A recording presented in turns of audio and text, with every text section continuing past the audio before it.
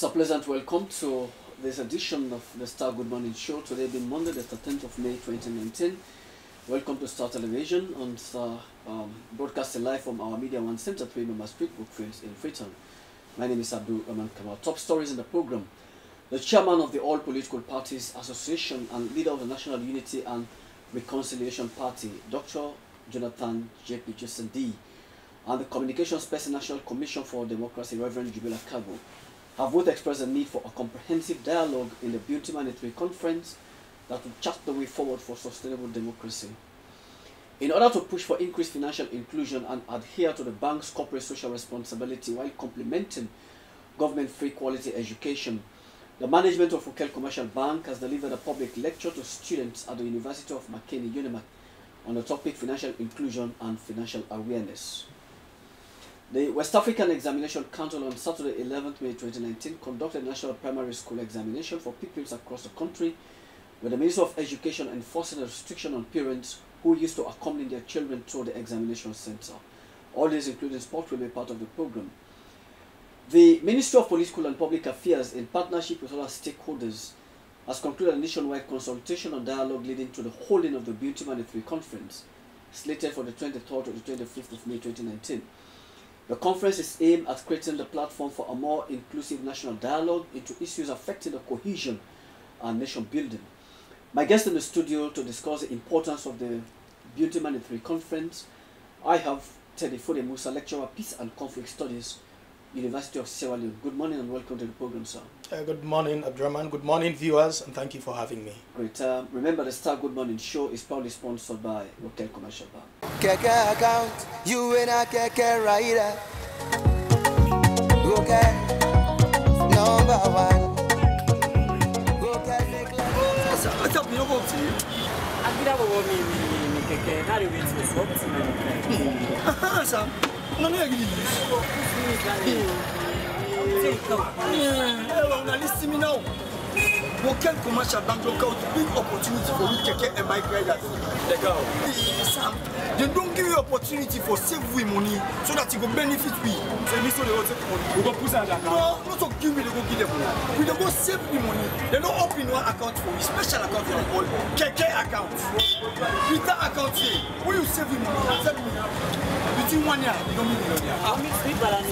Some of them make sure. That's it. And they keep me money. Some of you money now. I also have the pizza. It's not glad for this news work now. Me. Yeah, no me. Bad one. And now, I just can't give you the info. So tell una say look me they go right now. Ukel Commercial Bank. For go open me own keke account. You know watch me inside 1 year. We will not open one more now. You know watch me inside 1 year. Go me the go. Man, go no more problem. I'll take a news.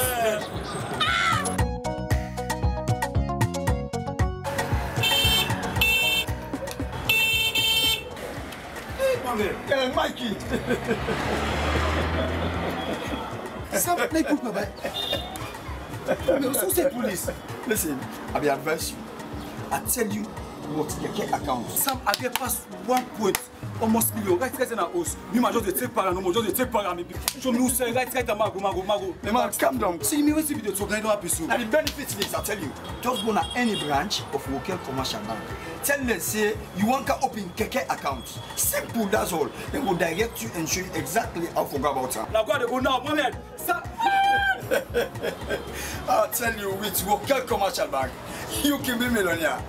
I can be millionaire with keke account. Commercial Bank number one. Bank with Ukel Commercial Bank number one. Welcome back from that commercial break. We move along with the program. The chairman of the All Political Parties Association and leader of the National Unity and Reconciliation Party, Dr. Jonathan Sandi, and the Communications Person National Commission for Democracy, Reverend Jubilee Akagbo, have both expressed a need for a comprehensive dialogue in the Beauty Monetary Conference that will chart the way forward for sustainable democracy. When they visited our studios, they spoke to Leonor Ajawara in this interview. It's important that we make conscious effort to look into that aspect of our national governance. And when you take your time to reflect on the nation's history, you know at a time like this, conscious effort should be made to bring people together. as far as I know, Sierra Leone needs a lot of togetherness. The aftermath of the elections, up till now, the main opposition does not see eye to eye with the ruling government, and that is serious. In a multi-ethnic country, when where you have rather a situation wherein people, their allegiance mostly to political parties is based on probably where you're coming from, things like that, you know that there is need for us to look at national cohesion and unity from a serious perspective, so that all of us can come together. Different people with different shades of opinion can come together and address the issues bedeviling the nation. And it's important to come together when you consider the fact that a nation that is not united, a nation that is divided, it's difficult for such a nation to make significant progress. Because if you have one group of people making conscious effort to move forward, you have others who are holding them back. And that is not good for development. And 58 years down the line since independence, at times you are tempted to ask the question, what do we have to show for that? And part of the problem is that we are looking at a nation that is somewhat fragmented, a nation that is divided on different lines, sectional, partisan, regional, tribal, etc. But we need to fix this problem. It has to be now. I don't want to use the word never, but it has to be now, because we can't keep waiting. We can't keep prolonging or delaying our national development.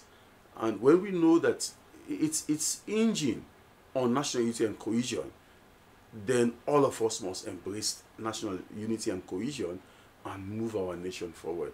It is clear that there's a need for us to work to what we call a national integration process.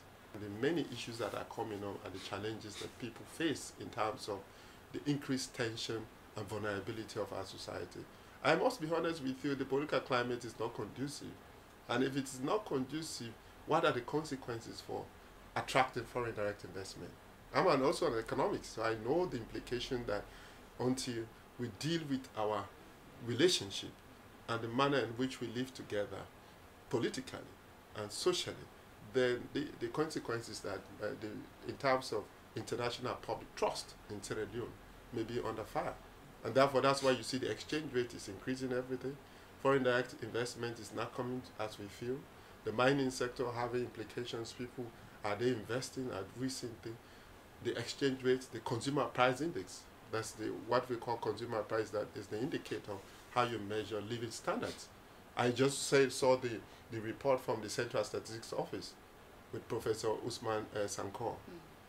It's not good in loot. Kenya, for example, is recording 1.446 increase in percentage of national consumer price index, which means whether it's yabas, pepper, maggi, transport, it's a composite index, meaning people are living, when they say they go on dry, that's what it means.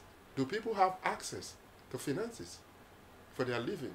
All of this, in my honest view, as somebody who works in democratic governance in the past and presently as a politician, the implication is that we need political stability through an enhanced taking stock of where we are in terms of building relationship and to enhance national integration and social cohesion. And in that interview, the leader and chairman of the All Political Party Association, Dr. Jonathan J.P. Sandi and Reverend Jibela Kabo from the NCD.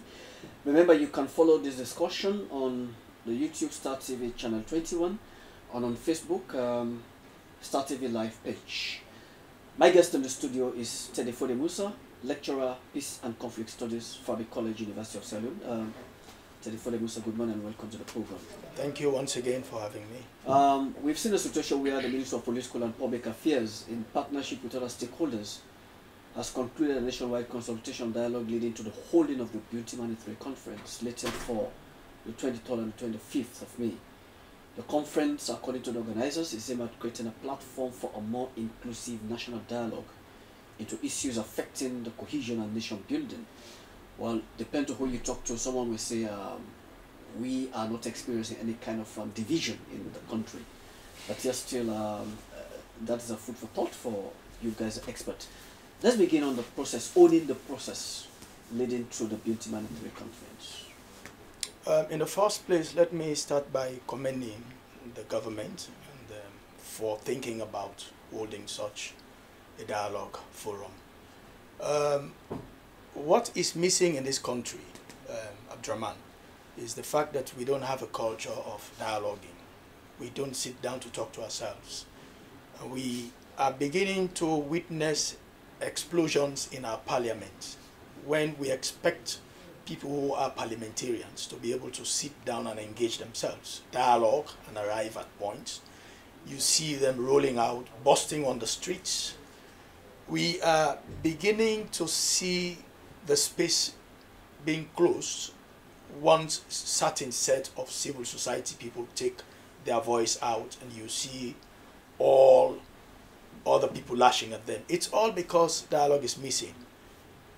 So for me, it's a good move that the government is coming up with a dialogue. We don't need to feel ourselves disunited before we think of a dialogue. Dialogue is something that has to happen. It's a process. It's part of democracy. It's a consultative idea. It's something that should be moved, you know, to the point that you should be able as a government to call on your citizenry and engage them. So for me, the Bintimani III is a very good start. It's a moment that we expect Sierra Leoneans to go out there and express how they feel and what they look at. And I think the Bintimani III is pushing at two things, according to my understanding: the establishment of the Peace Commission and that of our governance process. We are all aware that there are issues with our governance process. So they want to see how much of the citizenry voices could be added to all of these processes, which comes from the angle of consultation. So it's a fine thing. I think the only thing that we need to be careful around the whole process is let's project it to be a national, agenda, a national process, and let's not be seen from the national from the political corridors. Yeah, that's the danger about it. Once it is moved into that political corridor, I mean, people will begin to lose interest around it. They will begin to lose their taste for what should be a national issue. And it depends upon the players. Government is one of those players. They have to walk themselves very well around that corridor to let the whole thing appear to be a national issue, and as well as the civil society, themselves, Sierra Leoneans as a whole. But on the whole, it's a very good thing. I think it's in place and highly significant. As you reiterated that it should be people-centered, but mindful of the fact that we've got two type of blueprints ever since.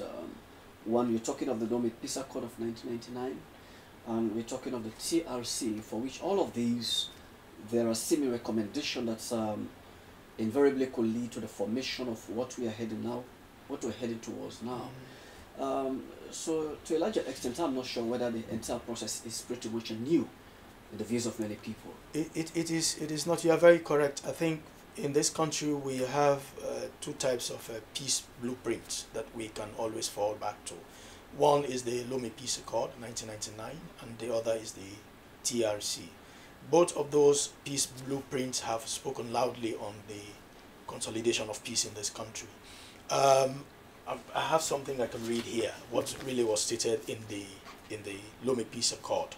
If you look at Article 4 of that Lomé Peace Accord, it states that a commission for the consolidation of peace shall be established within 2 weeks of the signing of the present agreement to implement a post-conflict program that ensures reconciliation and the welfare of all parties to the conflict, especially the victims of war. The CPP, that's the Commission for Consolidation of Peace, shall have the overall goal and responsibility for supervising and monitoring the implementation of and compliance with the provision of the present agreement relative to the promotion of national reconciliation and the consolidation of peace. These were the exact words that were catalogued in the Lomé Peace Accord, meaning that the idea of going to Buntumani now for the establishment started from this point. And imagine that we had this particular Lomé Peace Accord signed in 1999. It is like 20 or more years to over 2 decades now. We are still talking about the realization of that. So what I want to bring to the hearing of the viewers at this moment is the fact that this is a national cause. It's not a political thing. The president, we want to be thankful to him that he's going to pick on this, to run with it. But the president is not doing any Sierra Leonean a favor. We are happy that he's coming hard on this to get this realized, to have this realized in the interest of the people. But this was something that would have been done 2 decades back. It's a national program, and this is why some of us keep saying that the government should let it appear to look like a national program. It's not a party manifesto thing. It should be independent. It should be a thing that should encourage every other Sierra Leonean. It's about peace. It's about reconciliation in this country. It's about consolidating, what is supposed to be peace that can be injected into development. Okay, let me welcome another studio guest here, Thomas Mokonta, Executive Director for Citizen Advocacy Network, and Mohamed Lamran Abba from the Communication Team, Ministry of Information and Communication. Gentlemen, welcome to the program. Good morning. Let me start with you. We're looking at 2 critical elements here. The views of many people, others are saying, depend to who you talk to, there is no need for a Buntumani conference, a Buntumani 3 conference. For others, they said there is need for it because there ought to be where, as a nation, we can engender that spirit of cohesion. Let's look at politics that, to a larger extent, has created a kind of free in our national unity, and looking at the religion for which we become pretty much excellent as a nation of tolerance. These 2 critical elements, when you look at the entire trajectory of our politics, the body politics, do you realize any seeming division or disunity among Sierra Leoneans? It goes without saying that Sierra Leone is divided currently more than ever in the history of our nation. It will be a disservice to Sierra Leoneans for me to sit here and say the country is not divided. The country is divided along political, tribal, regional, and other view lines. And there is need for the political class to actually bring up programs and to actually exemplify in their actions the ideals of peace and national cohesion. Okay. So it's of course I have mixed feelings about the Buntumani conference, I must say. On the one hand, I hold the view that the Buntumani conference is necessary. On the other hand, I hold the view that it is not necessary. What do I say this? The Buntumani conference will be very necessary if our leaders are genuine in really fostering peace and cohesion in our darling country. How would they be genuine in doing this? It is by actually opening the space, as we've heard from Mr. Musa, for all sects of society, all facets of society to own the process. It should not be a political campaign or a political machine, a political tool. It should be a process that is geared towards bringing peace, fostering peace in the nation, especially in a divided nation like ours. And it should also present a platform for our leaders. The most talks about division seem to be over-exaggerated. No, I don't think so. It is not over-exaggerated. You move all over the country currently. You move all over in all sectors. We have a divided country. We have a deeply divided country Maybe along just, political lines. Maybe just a little. 1 year after the elections, we still have a tense atmosphere as if we are still in elections. Every now and then, there is this high tension. People still hold on to their political party beliefs, which is actually gradually dragging into tribal, regional, and what have you. There is not denying the fact that the political support of these political parties in this country come from different regions. They all have their strongholds. For SLP, they come from the southeast. For APC, they have the northwest. And there are, of course, predominantly these tribes in all of these regions. And these people hold on to the belief that it's as if it is us against them. This mentality of winner takes it all. This mentality of if you are not in power, then you have lost everything. You not belong to the running of the state. And what you do is to actually oppose everything that comes from the state. Or those that are in power believe that they could actually use their power to suppress those that are not in power, to actually lord over them, wherein some people feel they are better Sierra Leoneans than others. This is one thing that is actually creating the tension in the country.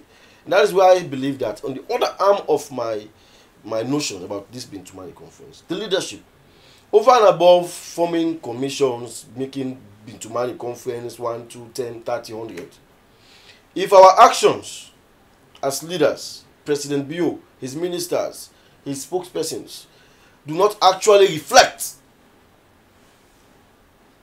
do not actually preach peace and national cohesion, they come to the studios, they should actually, in what they say, they should actually be mindful. They should be mindful of what comes out of their mouth. Because these are people who are coming from positions of authority. Their actions, you don't sack people because of what they believe in. You don't actually alienate people because they not share your views.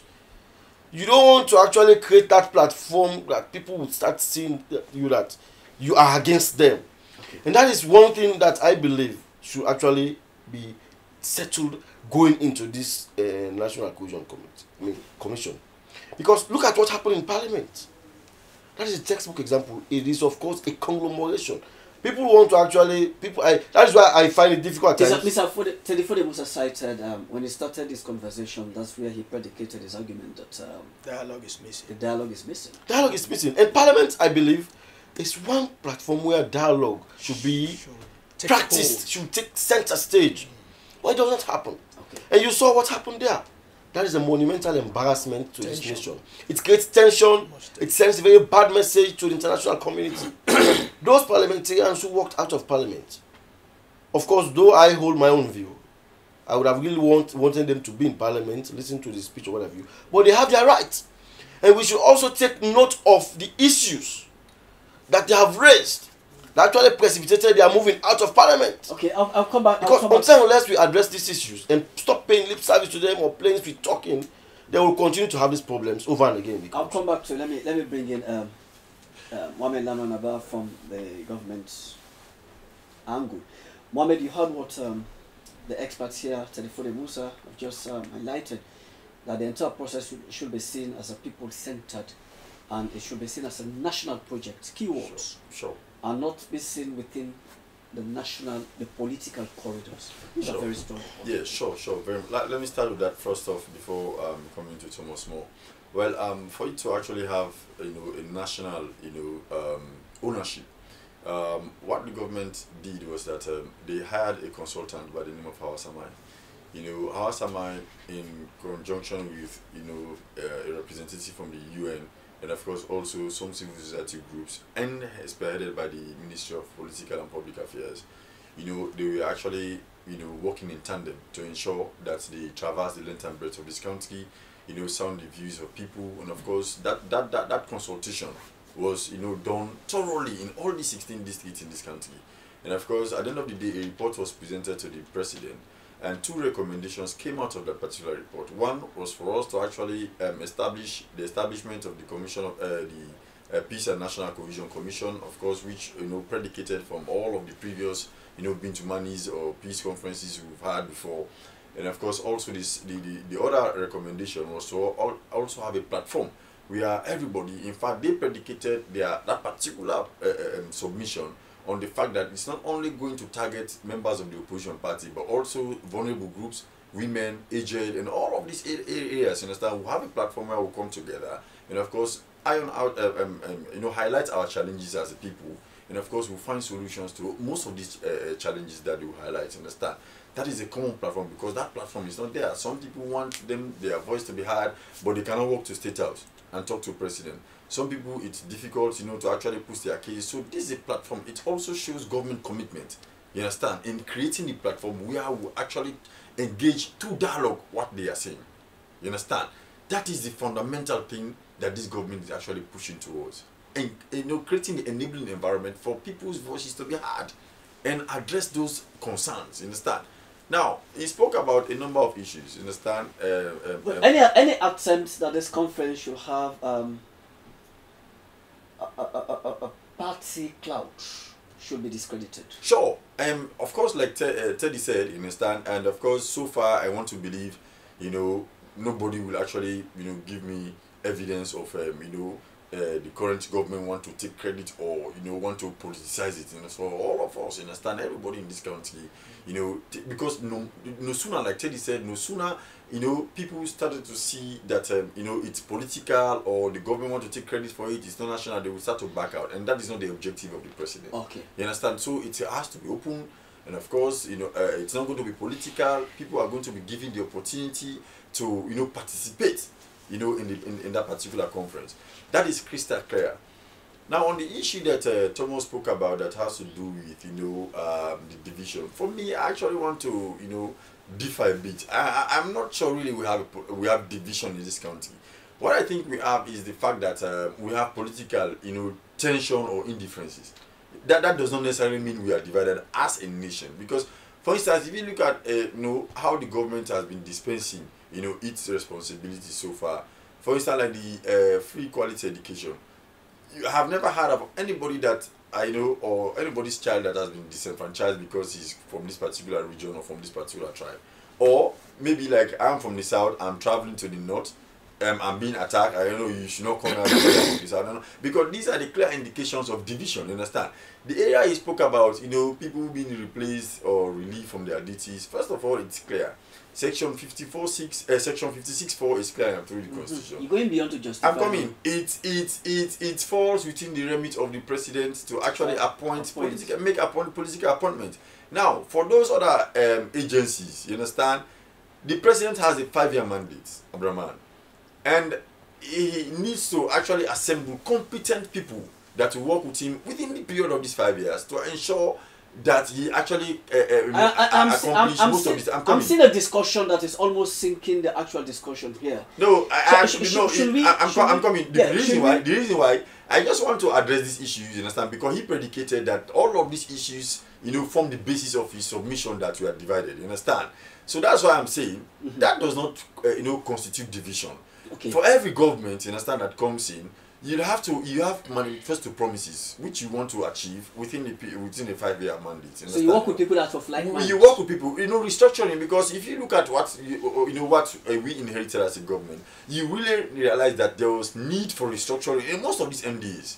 You understand? That is exactly what is going on at the moment. And most of these guys, you find people from the north, from the south, from the east, from the west, who are being redundant and also encouraged to apply based on competence and qualification. Okay. These are the restructuring that have been taking place over the past 1 year. But that is not to say, you know, a particular tribe have been targeted or a particular political party is being targeted and all of that. You understand? Thank you very much. Thank you very much for that has been the position of the president, and we want to also act on the main opposition, APC.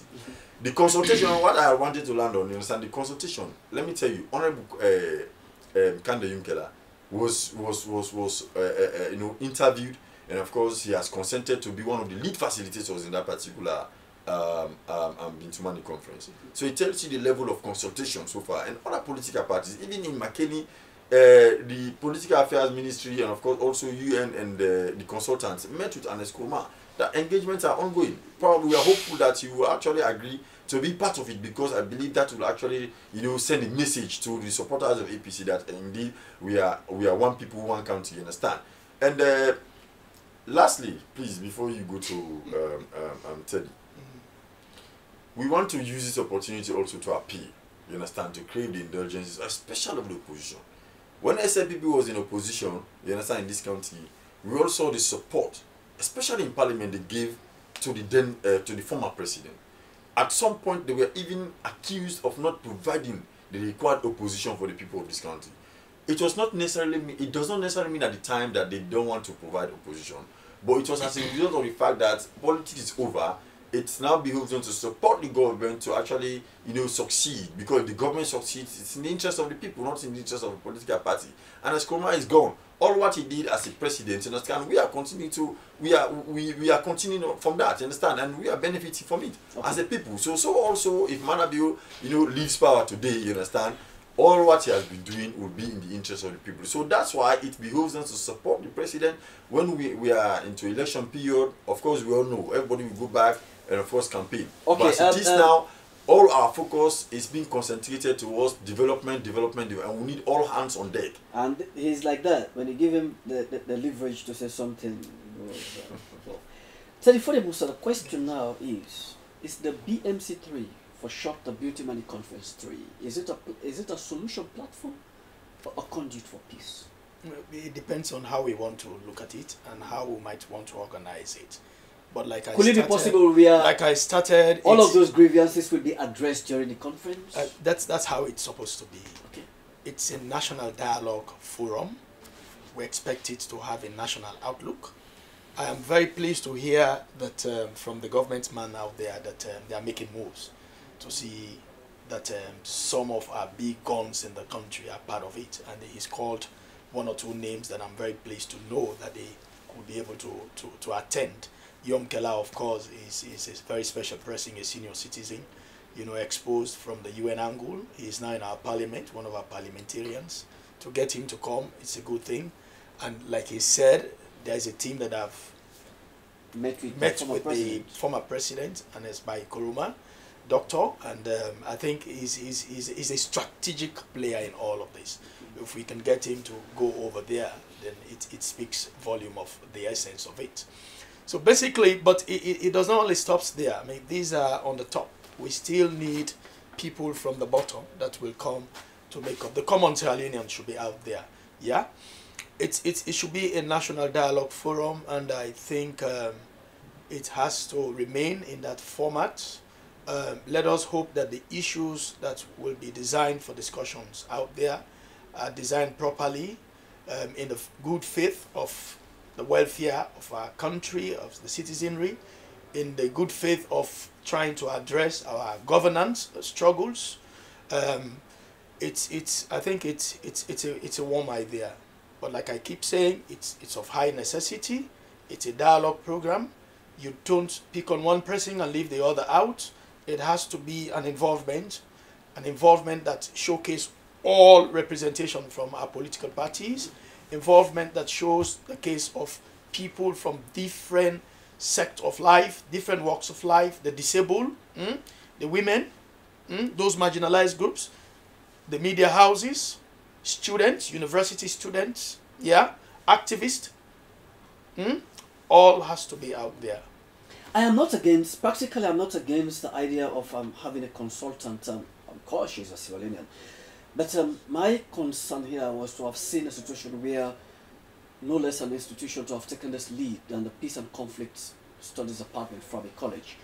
And also now we are on the brightest of moments. We are leading to the day to the days itself, the 23rd and the 25th, where people like yourself, the Dr. Charles Silva, other specialists in peace and conflict studies to give a public lecture on the need and importance of holding this dialogue. Say, move to Milton Magai College of Education, go to UNIMAC, go to Fabi College, Jala University, so many of them. Talk to the people, try to buffet the mind or to actually accept the reality as to why the Beauty Money Conference is a practical, should be a practical reality. This is my view. I think that's really what it's supposed to be. Let me tell you, I think I as well started off with the national ownership of all of this. There's a new paradigm shift in terms of peace building as we move towards exiting out from the 21st century. And that paradigm shift talks about local ownership. Yeah, the United Nations have added their voice very strongly onto that. And what is that paradigm shift? That paradigm shift is speaking of peace building activities to be localized. This is why they are even underscoring the fact of countries establishing their own local, independent, national peace infrastructures, like what we want to create now. Okay. Yeah. So it speaks volumes of people moving out and trying to lay hands on how much they can give in terms of their own local community. So if we are talking of a program like this, it is good that we have people who are experts who will bring out certain messages. And the university, like you said, I mean, for us who are there as lecturers, we are always resource persons. I mean, all over the world, they make use of lecturers as resource person. It is only in this country that it's difficult. But laying hands on those resource persons requires money. Like, for instance, those public lectures, it has to be financed. But I understand that there is already a certain move by the Ministry of Political and Public Affairs to begin to engage these tertiary institutions. Frabe College, I think, will be engaged on Wednesday, and they will try to sound their own opinion, get their own side of the story in terms of the Bintumani 3. They'll be moving down to Jala, Mokunde and Jala campus in Bo, and then Unimark in McKinney, and then back to Freetown here, and there are a few consultations. I think it's fine. They've rounded up on the district consultations as well. So the process is highly consultative, and the inclusion of it is coming to a very high point. I think they're on track. Thomas Moore, the belief here is civil society organizations are also non-state actors. You guys, you have responsibility to contribute towards the development and growth of governance. This peace initiative, the Bintumani 3 conference, should be seen as all-inclusive. The moment we started seeing or realizing dissenting views as to whether it should hold or not to hold, of recent we had where somebody was suggesting that we ought to postpone the entire process for a reason I don't know. But practically, the nation confessed. As we said, let's look at where our strength lies. Telefone Musa was saying here that maybe we are good at tolerating ourselves on a religious front, but there are some. When it comes to politics, we are always divided. We are always divided. Yeah, we have our strengths and weaknesses. Yeah, you see, I agree with you. We have our strengths as Sierra Leoneans. I always say Sierra Leoneans, we are a peaceful set of people. We are very warm. But politics has always been the problem with us. The war and every other thing that we have faced in this country could be attributed to politics. And your question, as civil society... I borrow the words of Andrew Kamokeli, one of the aspirants. He said, yes, it could be a situation where perhaps we are divided, but that division is ephemeral. That is short-lived. It doesn't transcend to a point where we realize I'm a full-blown conflict. The expert is here to tell us whether what we realize as conflict is in its latent form or is an outburst of it. Yes. Yes. So your question as to the role of civil society in all of this is very important, because civil society, we serve as we interface with the people and of course the powers that be. We are we are like a bridge. Civil society and the media, we are bedfellows, and our role in all of this is very key. And that is where I believe what Mr. Telefone said is very important, that such a process should be all-inclusive. You don't alienate people. But to come again to the point I was making, every sector of this country is divided, even civil society. Functions like this will be organized, and people like us will not be coordinated. There is already this fixed perception. Government, they have a set of people that they consider as their own civil society. When they have their functions, you see them always, see their faces. There are, of course, known faces. And when you have government functions, these are the civil societies you see. Thomas Mokonte, who has been critical, who come out and say things that are, of course, very bare. You will not see Thomas More in government functions. Not because Thomas More does not want to attend, but simply because they believe that Thomas More should not be encouraged in programs like this. This man, I don't know, he will talk against you, he will this, that. This is the system that we are currently in. So when we talk about division, we talk about fragmented state, it's not like people are fighting each other, people are drawing this, that. But even within the structure of our governance, people do not have the temperament to actually appreciate people who hold them to account. You may disagree with what I say. You may not like what I say. But you have to actually appreciate the fact that what we do is to actually hold you to account, because the work of civil society is to serve as watchdog. And not to always encourage those people whom you think will come here and defend you, praising you, and what have you. Not all of us will actually go into those kinds of practices. So, going forward, having a Bintumani conference with a theme to unify this country, cohesion. When you say cohesion, it should not be selective. You don't look at this okay, now this then they talk for we, this now we man, now they were okay, now they were for the committee. We are hearing of some civil society. I don't even know. We don't even understand what is going on. You will not have certain media houses. Some you are ostracizing people. So we will not want these things to happen. We want we want it to be all inclusive. We want it to actually come out. And at the end of the day, you see genuine effort being infused in it, which will actually bring out results that will be beneficial to all and sundry.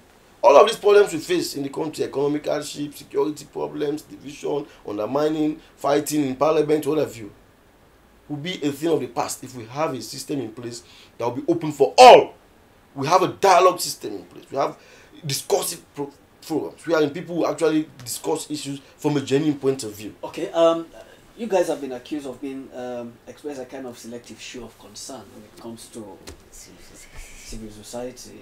Even you, the media, you are affected by that. You are affected, not only that, all sectors. Well, I dare say the civil society and the media, we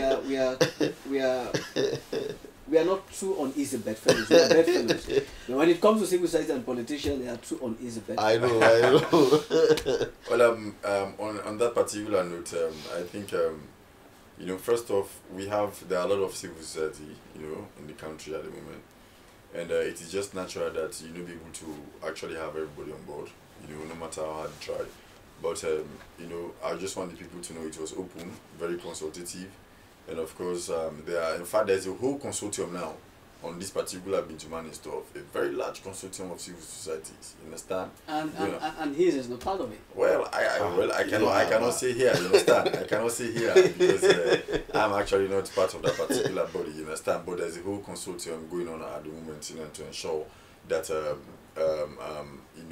it's open, and of course, even from within the civil society landscape, there are a lot of civil society involvement in it. And it's been headed by Moses Mambo. No, Hawasama is a consultant. Of course, they have Alphonsus Bani and others. These are all critical minds. You understand? They have also been very, very critical, on governance issue. Of course, in fact, I was with Alphonsus Bani yesterday at AYV on Sunday. He was so critical. Very, very critical. So you not say because he's pressing in government, that's why government, got him involved in all of that. You understand?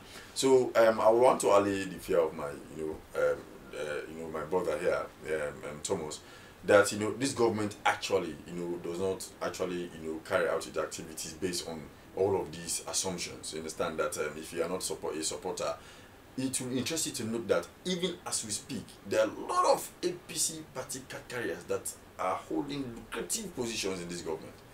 Massive ones, you understand? Still, nobody has asked them to go. In fact, you also be shocked to note that, even some members of the present government now, are actually dissatisfied because these people are still there. You understand? But again, when you are in opposition, it's quite different from when you're in governance. When you're in governance, you understand, you are governing the people of this country. Okay. And there are systems and procedures. So to say, we have been sacking people just like that, I think that also is not correct. What has been going on is the fact that they are identifying particular sectors that offices were created that does not necessarily, and that those departments were not creating any added value, or other than adding to the budget or the wage bill. You understand? So those are the reforms, restructuring that are ongoing in those particular sectors, and of course also the appointments. It has the behest of the president to appoint, and so we don't want people to predicate those things on the fact that we are divided. The argument is ensuring financial prudence. Of course, that was what one of our promises. Understand? We promised. And this is fiscal where management. This is where you have a situation you lay down people at State House and decided to take more than the required number. No. Let somebody come out with facts. You understand? Nobody. You understand? Somebody challenge you on that. Let somebody come with facts. We are saving more than 5 billion on the wage bill. Okay. From what we inherited, you understand?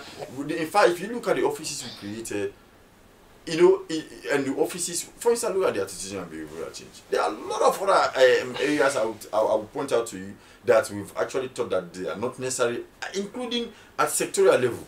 You understand that?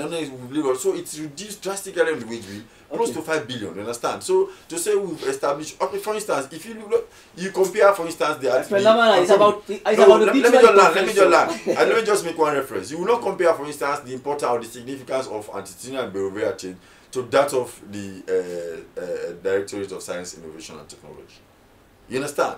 So globally, what is the difference between globally, and National Commission for Civic Education? But civic education is important. Well, it's just a change of nomenclature. Listen, it's very important for us, you understand? Because, the civic education, if I was at start, change was a civic education platform. No, their mandates, it's the same. The mandates were different.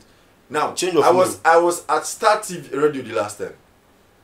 It will interest you to know that over the years, 45-year-old man was asked to sing the national anthem or to explain the meaning of our colors in the flag. They were unable. More than 5 people were interviewed. They were unable to sing the national anthem. So it tells you that there are a lot of problems. Of course, the civic education sector is very, very key in imbibing patriotism in our Sierra Leoneans. Okay, I'll come back to you guys to give a closing remark while we end the program. Let's move along. In order to push for increased financial inclusion and adhere to the bank's corporate social responsibility while complementing the government free quality education, the management of Wokel Commercial Bank has delivered a public lecture to students at the University of Unimak on the topic financial inclusion and financial awareness. George Elliott Sam was in attendance and files in this report. The Public Relations Officer, Wokel Commercial Bank, Reverend George Williams, said the Wokel Commercial Bank is pushing for increased financial inclusion and they feel and trust the wave of innovative energy being displayed by all participants in the banking system, and a lot has already been accomplished, and the establishment of a strong payment and settlement framework and associate enabling institution which has enabled vindictive environment for financial inclusion. The Wokel Commercial Bank have seen the emergence of mobile-based financial service. In addition, the SIM-Copper scheme has been operationalized in the capital city of Freetown, and they have seen the need to expand the SIM-Copper mobile banking system to other remote areas of the country. Now, what are the advantages of financial inclusion?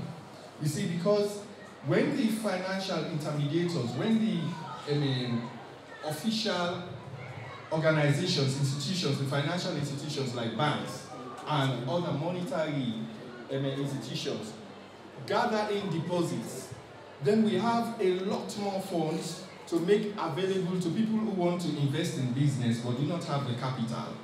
And also people who want to borrow for domestic purchase. For example, you want to buy a television. That's not to do business, but it's to make life easy for yourself. So, with such things, you can still borrow from the bank and pay out of your salary. After 1 year, we call these things consumer durables. So after a year, you have finished paying for a TV set, and you now have a TV set at little cost, little stress, because it was just a small percentage of your salary that was being cut for the loan that you are going to repay. Do you understand? So out of the financial intermediation process and through financial inclusion, we can be able to make our status, our standard of living better.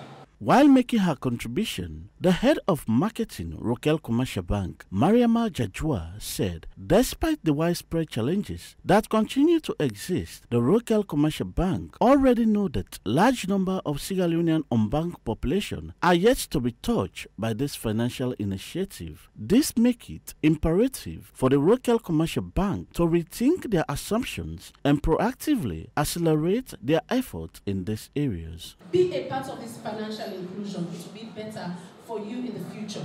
As you said, as my boss just said, when you are included, so many things at your fingertips. Loans, overdraft, everything you want, because at an early stage you've already known what it entails to have an account, how you go about it and everything. By the time you finish college, you are now able in banking institution. Nobody, even if you are an engineer or you have something that you know that I have an account that I've been saving for, as my sister just said, as little as 5,000. If you save 5,000 every day, at the end of the year, that's a lot of money. Not so? So every week, this lunch, and then they buy sweets, and then they buy chewing gum, and they put on my account. At the end of the week, 5,000 per day. Now almost daily, 35,000, not so 7 days. Put Sunday day, okay, put Sunday day. Monday to Friday, 25,000. You've saved 25,000 for the week. At the end of the month, how much is that?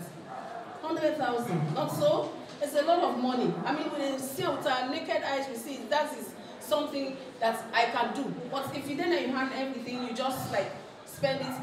You don't even know what you've done with it. Not so. Money, as long as you start taking 5,000, that's the end of it. But we want to encourage you all. Please, this student with a goal, it's something that you can use for so many things. Head of the Rokel Sinkopo service, Kizaya Salankuli, said the bank decided to introduce this new strategy for financial inclusion. This system will accelerate access to financial service for over 70% of the economically active population who are currently left out. If you go to the supermarket you want to buy, you can use the Rokel Sinkopo product to do your purchase. If you go to the hospital, you want to pay bills, you can use the product also. You scan to pay. If you go to the bank, say the bank is full, and you see the QR teller there sitting with the code, you can go there and scan also to get access to your cash. That is what Rokel is doing for our customers. We want our customers to be convenient. We want to keep them, especially those that, you know, you go there, you don't go for too much cash. So we want to keep them out of the bank. At the convenience of where they are staying, we give them agents everywhere so that they can go there to collect cash. This product also will encourage people to save. Financial inclusion strategy for inclusive and resilient economic growth, leaving no one behind, is the very foundation of the Sustainable Development Goal for the Rokel Commercial Bank and its numerous customers. Therefore, the bank is happy to be working on this important initiative, which makes sure that more people in Sierra Leone have access to finance together with the bank. For Star News in Freetown, I am Church Elliott Sam reporting. Thank you so much, George Elliott Sam, for putting that report together. Joseph, we have much time left. Let me go over to you, Mohamed Lamanaba, for your closing remark and a call to national unity. Yeah, thank you very much. Let me use this opportunity to actually,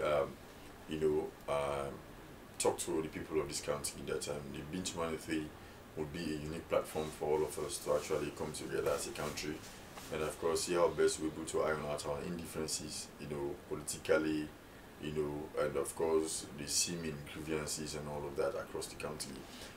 It shows government commitment also in ensuring that most of these concerns raised, government notes them with high level of sincerity.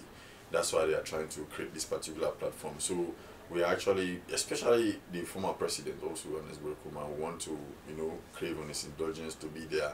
And of course, assuming what it would look like if Ernest Kuruma, a former president, talk to his people as your former leader or as your current leader and chairman of the political party, please let us support the government, let us work together as a country. What that message will sink down.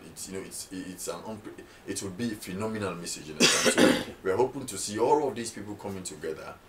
In terms of government sincerity, let me say, United Nations is involved, the political affairs ministry is there, civil society is part of it, and of course there's a wide range of consultation going on at the moment, and of course other people are going to own the program. So it's not going to be the government is just leading it. Understand? It's a led government thing, but it's not an SLPP thing or APC thing. Okay. It's a national thing where everybody will have the opportunity for each of our voice to be heard. Thomas More concern?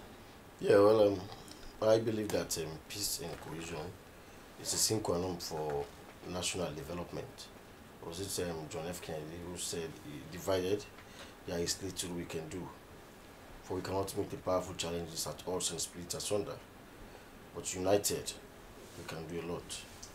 So as a nation, I believe we need to actually invest our energies into actually promoting the ideals of peace and national cohesion, and that will actually transcend political, tribal, and regional lines, and that will help in boosting our security system, to help in boosting our economy, to help in developing the lives of people. Because it is only when we have a united state, we have everybody feeling free, human rights is respected, then we will know that the state is prepared for business. Okay. So this is very important, and as civil society, we want to keep the indulgence of our people, to be calm, to respect the laws, and be within the confines of the laws guiding the state. The state function is to respect also the people. And it's a Tedifode Musa, as a nation, we cannot afford to miss this opportunity. No, it's a crossroad. We are there again. So we have to decide, we have to take it very seriously. And I just want you to allow me to say this in Creole to our people as my closing man. This one green salona we all get. This is now another moment we don't reach. We go sit down, we go talk, waiting our own problem then. Let we not take this thing for be any party business. Now that make when maybe begin me talk, I don't tell una about waiting the Lome Peace Accord be talk. It be state clearly that we need to get a commission of peace in this country. We tell thank you to we president where it don't pick them up with in government where they, but not to favor it do we and not to party business this and not to manifesto business this. So nobody not saying like one-sided party issue. It's a national issue. When allow we put hands on deck, let we all day na Buntimani 3 and let we go talk frankly and see how we move this country ahead. On this note, I want to thank all of you. Tedifode Musa, lecturer, Peace and Conflict Studies from the College University of Sierra Leone, Executive Director for CAN, Thomas More Conte, and Mohamed Lamanaba from the Strategic Communication Unit. We strategize every discussion in this program.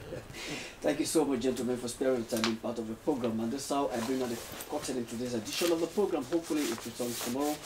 Till then, my name is Abdul Rahman Kamar. Have a wonderful day.